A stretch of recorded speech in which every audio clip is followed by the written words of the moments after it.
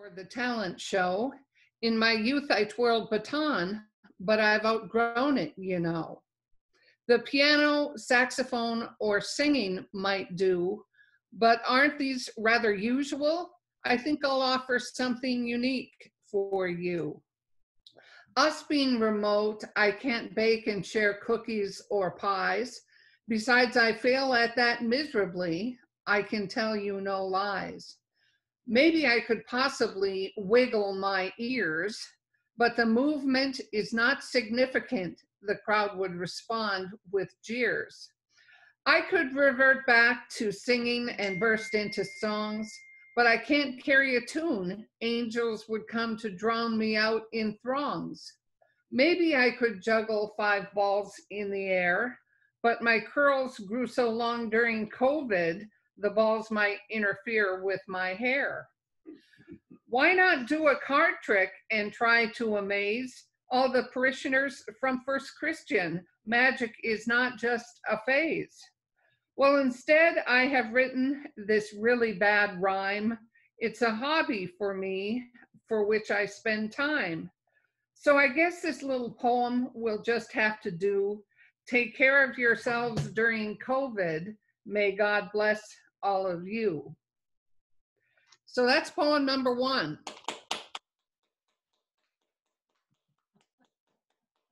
And this is poem number 2. I think most of you are familiar with the prayer of Jabez. It's in 1 Chronicles chapter 4, verse 10. And I'm just going to read that prayer, and then I'm going to read the poem that I wrote about the prayer of Jabez. The prayer of Jabez. And Jabez called on the God of Israel, saying, "Oh, that you would bless me indeed and enlarge my territory, that your hand would be with me, and that you would keep me from evil, that I may not cause pain." So God granted him what he requested. And this poem is called To Be One with Jabez. Written on a blanket I own is Jabez's prayer. Like dye, I'm going to wash it into my hair. I'll wrap myself in the prayer of Jabez. With my blanket around me, I'll write on my heart what it says. In this prayer, what weighed heavy on Jabez's heart was to ask God that to others he not impart any anguish, turmoil, anger, or pain. So for looking outside himself, God blessed Jabez with gain. 'Tis true, Jabez asked for blessings from God first, but in Jabez's soul felt pleading, his true intent for prayer burst. Lord, make me an instrument of thy sweet, sweet peace. Make me a blessed example. Please help all my sins cease. The end. Yeah. Bravo. Bravo. Bravo. 10. And across the board. All right. Cool. Hi, guys. This in the background is the Richard Rogers Theater in New York. It's the theater that Hamilton is on Broadway when there's not a pandemic. I last minute decided I was going to do this instead of another song because I had issues with the backing track through the webcam. So I'm just going to sing You'll Be Back from Hamilton a cappella, and we'll see how this goes and see how I hit the high notes because I have issues with that when I'm nervous. You say the price of my love's not a price that you're willing to pay. You cry in your tea, which you hurl in the sea when you see me go by. Why so sad? Remember we made an arrangement when you went away. Now you're making me mad. Remember, despite our estrangement, I'm your man. You'll be back. Soon you'll see, you'll remember you belong to me. You'll be back, time will tell. You'll remember that I served you well. Oceans rise, empires fall. We have seen each other through it all. And when push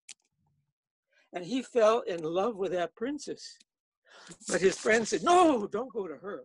Because long ago when she was a baby, can you see when Princess was a baby?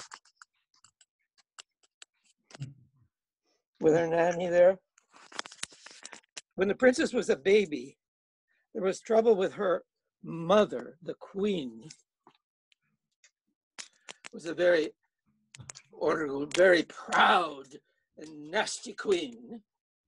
And the queen had trouble with none other than the Yellow Witch.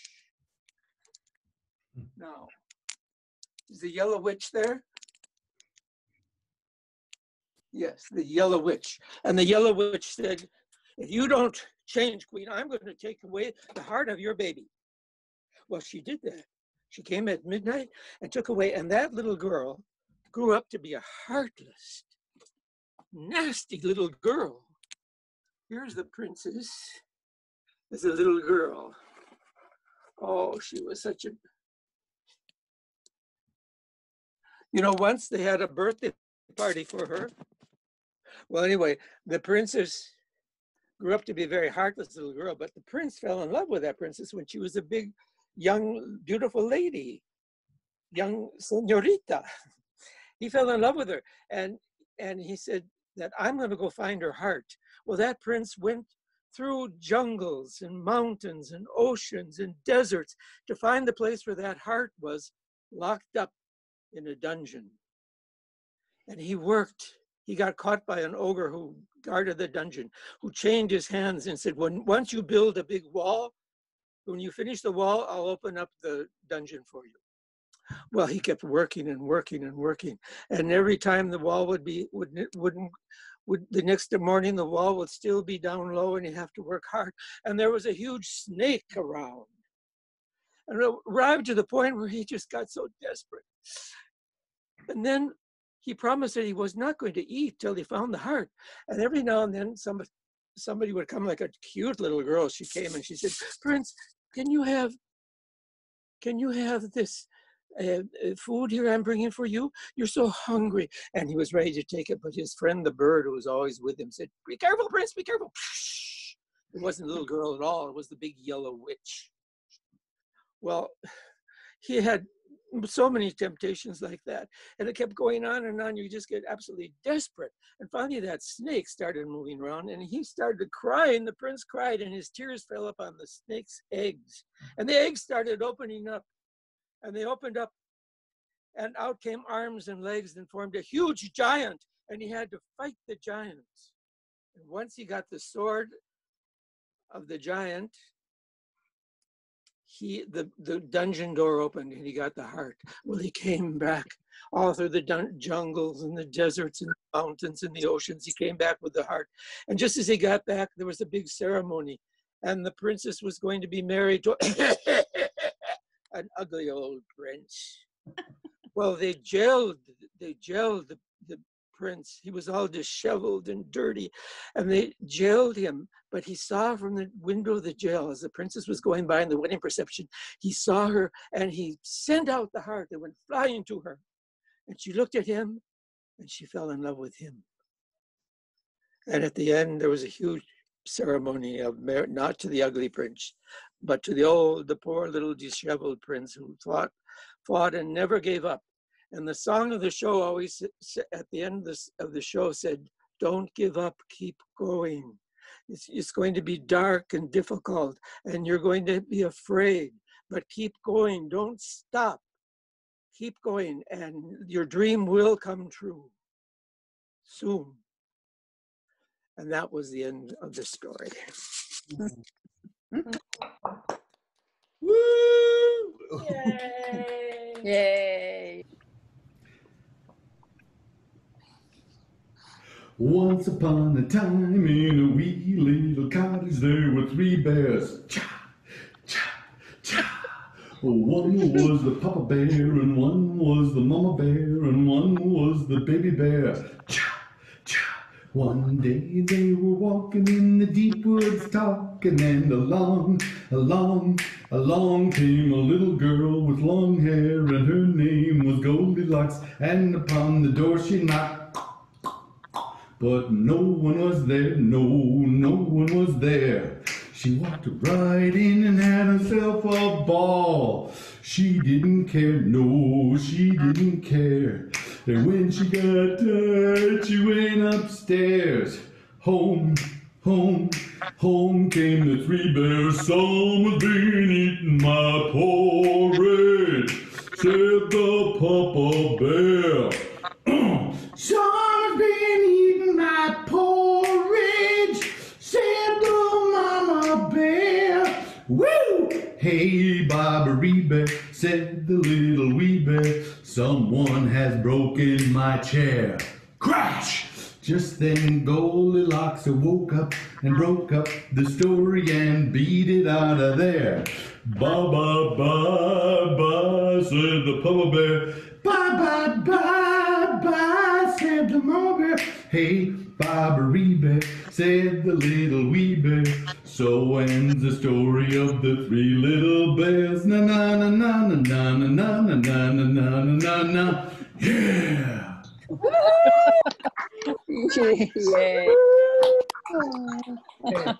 Yay. This is a creed. I realize that as disciples, we are a creedless denomination, but this might be as close as I have to a statement of beliefs. I wrote it actually as a guest blog post a few years ago for a blog that Dale Conley, who used to be part of the morning show program on NPR, had. And it is called The Power of Waffles. I believe in the power of waffles, not the big fluffy kind you get at a restaurant loaded with fruit and whipped cream and heaven knows what all. Real waffles, the kind with the tiny little squares that make your butter clump and not spread smoothly. The kind of waffles your mom can make with ingredients she always seems to have on hand. Flour and baking powder and eggs, not a mix. Waffles made on an iron that might date to the Eisenhower or Nixon administration. The best waffles do not cook evenly or have a uniform shape. They are crisp, light brown, warm, melt in your mouth. And if you're really lucky, like I am, your mom serves them up with peanut butter. I believe in the power of waffles because one less than fabulous, perhaps even horrid day, my mom saved the world with waffles. Solveig, then about 2 years old, had been very two that day, and my husband was struggling with something in his grad school class, and I was just tired and crabby. Something had to be done to turn this around. Come on over, Mom said when I called. Bring the little one and we'll all have some dinner. I arrived, toddler in tow, relieved that someone else would entertain her for a while I just sat. Mom made waffles. The waffles arrived at the table piping hot, bumping on the edges, straight from the iron. Butter, maple syrup, lingonberry preserves. I topped the waffles with each, but the best were the ones with melty, oozy peanut butter that dripped down my chin. My daughter was calmed and contented and ate her waffles. I ate mine and all was right with my world again. Those waffles had delivered a parent's embrace directly to my taste buds. The sort of reassurance generations of moms have cooked up on the kitchen for their children when they need it most. Plain, ordinary waffles. We spend a lot of time worrying about the big things in our lives. Who won the election? I'm over 40 and I haven't yet saved the world and I don't have a book deal. Does that mean I'm a failure? Paper or plastic? We lose sight of all the little things, remarkable and not, that make up our daily lives. Even with the huge motivational industrial complex out there churning out mugs, magnets, posters, and books chock full of pithy sayings to remind us, we still pay most attention to the big whiz-bang things and pay little or no attention to the goodness of ordinary things, like waffles.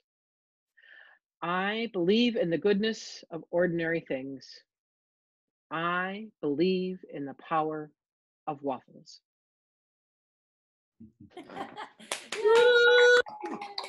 Yum. You got it, girl. Great. Did Dale Conley read it on the show? No, he did not. This was something, he had a blog going for a while that he would have like regular listeners could post to. Mm-hmm. And so he had put out a call for posts and I said, sure, I'll write about it. And this had like just happened not too long before that. And really, Solveig had just like was having meltdowns all day. I was having meltdowns, and my mom lived about a mile away at the time, and she said, just come on over. I've got stuff for waffles. Of course you do, Mom. Lovely. Yeah. You hear me? Okay, Camille likes dancing, so she chose a music for today and chose some steps, but it's mainly improvisation, improv. There it goes.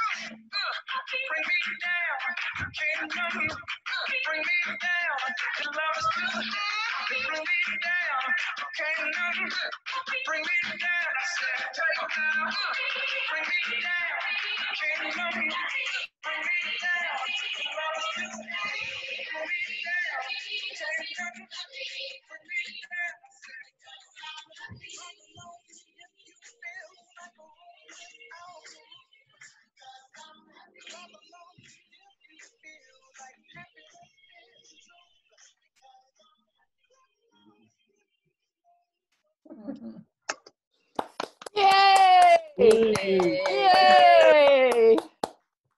That was beautiful. Wow. Great. No, thank you. That was beautiful. I don't think anybody else here is going to volunteer to groan that much.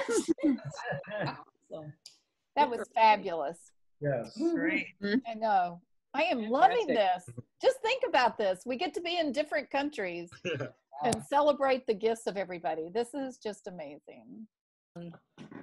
so I couldn't quite demonstrate the first talent that popped into my head, but I'll tell you what it was I'm really good at making people comfortable enough to actually touch things that they previously thought were really gross or creepy.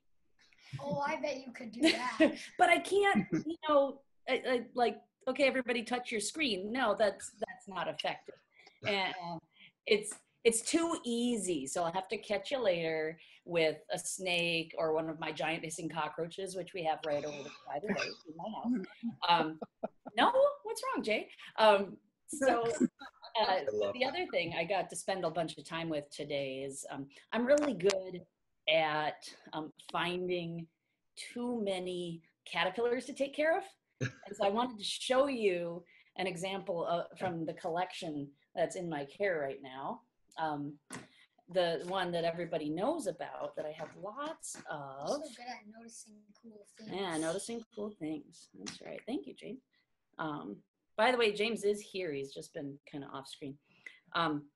So I go into my front garden and I find on a leaf And you're probably not going to actually be able to focus on, oh, but there, see that tiny little blob?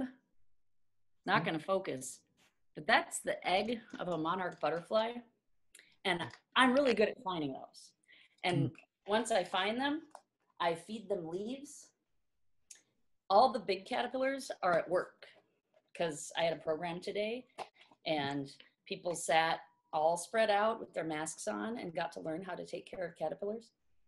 But I do have a tiny, tiny caterpillar I can show you, and it is just adorable. So monarchs are my favorite, and mostly what you're gonna see is the little chew holes that it has on the leaf. But you can look at my finger for size and realize, if I can hold still, I mean, finding these really is a talent. I didn't even see that. You know, here, look, see? Okay, I thought it was there. I just Yeah, it's there, right?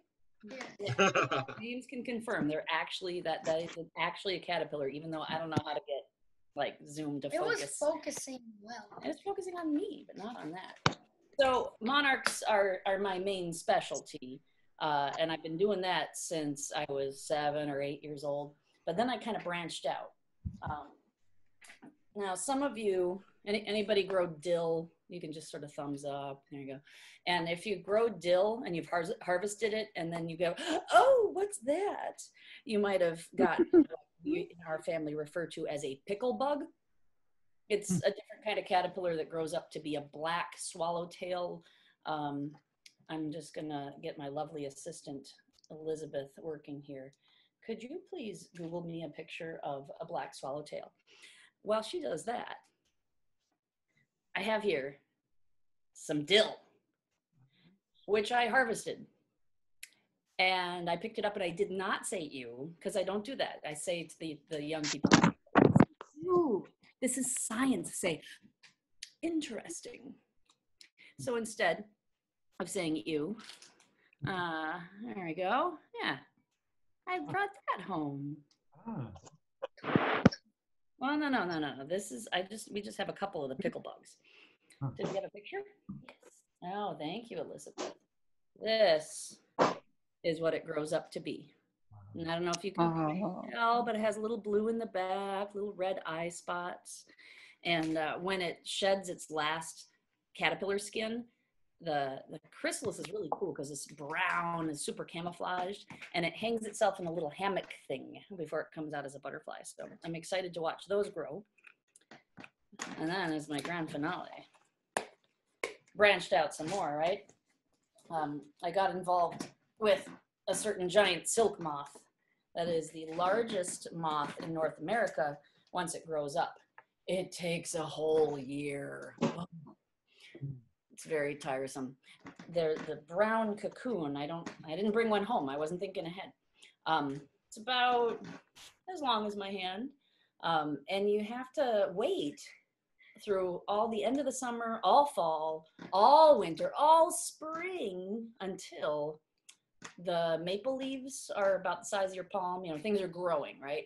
And finally, those cocoons open and out comes this moth. I'm going to have you look it up again, Elizabeth. A Cecropia moth. Okay, you got that? Yeah. Okay. And once you get the moth, you put a female out in a cage. She releases a scent that calls in the males. I net one, put them in the cage with her. Things happen. And the next generation comes along. Remember how tiny the one caterpillar was? I gotta find you a good example of one of these. Oh, this is nothing. This is going to grow to be as long as my palm by the time it's done, and bigger around than my thumb. So just look at your hands right now. Give me a thumbs up and look at your thumb and you go, now you might have the urge to say ew again, but no. Interesting. And they're kind of beautiful. If I can, I don't know, how do we get it to focus? Like this? There. Look at all those colors. And it looks really spiky, but it won't hurt you or anything. Its toes, which you can't see very well, but even its little toes are blue, which I think is awesome. little clown faces, right? And seriously, like, oh, a face only a mother could love, right? I love them too. But after they make their brown cocoon and you wait for 9 months, in the end, you get one of these. Wow. I think it's worth it. Plus, this is an odd thing, but unlike any of the other caterpillars, like I don't really love the smell of dill. Okay? They have this fresh scent. That's a strange thing to say. I actually had a bug friend of Bruce the Bug Guy, he's known officially, say that someone came into his garage once and said, oh, it smells so good. And he had to say, the caterpillars. So I'm sure I'm good at some other things, but at taking care of caterpillars. Yeah. Thanks for watching.